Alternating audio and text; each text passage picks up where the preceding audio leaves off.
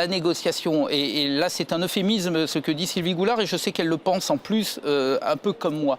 Il y a un déficit démocratique majeur dans le fonctionnement. Le Parlement a donné un mandat à la Commission. La Commission négocie. Il a eu tort, le Parlement, dans la précédente mandature. Et les Verts, d'ailleurs, ont voté contre. Donc certains sont abstenus. Mais le problème qu'on a, c'est que la Commission négocie de manière totalement opaque.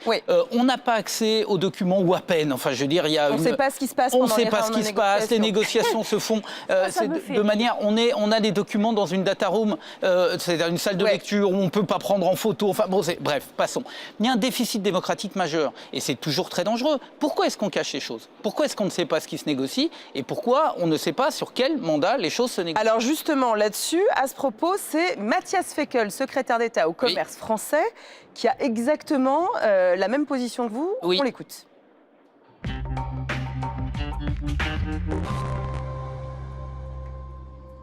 Il est inacceptable que des enjeux fondamentaux soient négociés en secret et en opacité. La France ne l'accepte pas, ne l'acceptera pas et ne l'acceptera jamais. Je l'ai indiqué encore récemment au haut représentant du président Obama.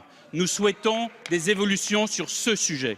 Si rien ne change, dans un avenir raisonnable, c'est-à-dire dans les jours qui viennent au 11e tour de négociation et dans le courant de l'année 2016, la France en tirera les conséquences, demandera l'arrêt des négociations et nous travaillerons avec nos partenaires européens en ce sens.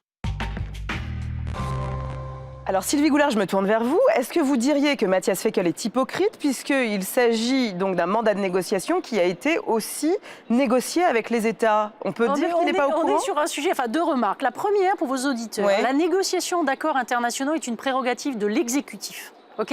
Quand le Quai d'Orsay négocie avec l'Iran, je n'ai pas vu M. Fabius venir expliquer, carte sur table, ce qui se passe. Il y a toujours eu une opacité qu'on peut combattre, mais j'aimerais qu'on la combatte autant au niveau national qu'au niveau européen. On laisse entendre que c'est l'Europe qui fait les choses de manière opaque. J'ai commencé ma carrière dans la diplomatie, j'ai toujours été impressionnée par la capacité de secret des diplomates.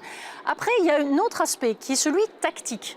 Quel est notre intérêt vis-à-vis des Américains? Jusqu'où peut-on aller dans la transparence que je souhaite, mais qui doit être aussi une transparence habile. Si vous abattez votre carte dans une négociation, même pour quelqu'un qui achète un appartement, on sait très bien qu'il y a un moment dans la négociation, on va pas tout dire. Il y a une part de bluff, quoi. Il y a toujours une part de bluff.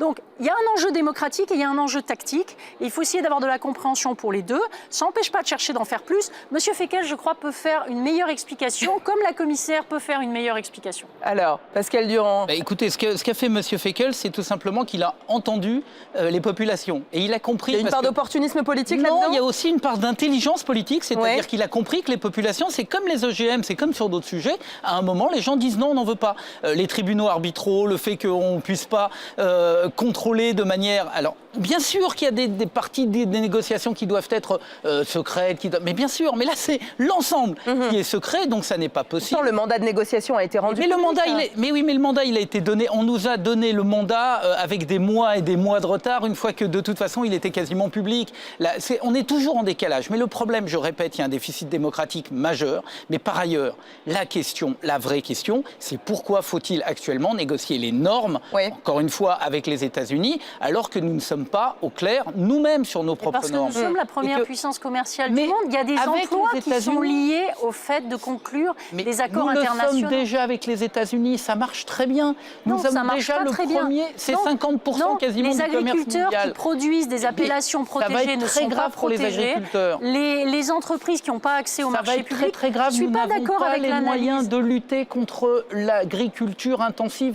Pourquoi vous êtes aussi défensif? Mais parce que les Américains ont des normes qui ne sont pas les nôtres. C'est comme si vous me demandez d'aligner notre droit social sur les Chinois. Non, moi, nous ne savons pas faire. Ce qui me frappe, c'est que les adversaires du TTIP partent battus. Moi, je ne pars pas battu.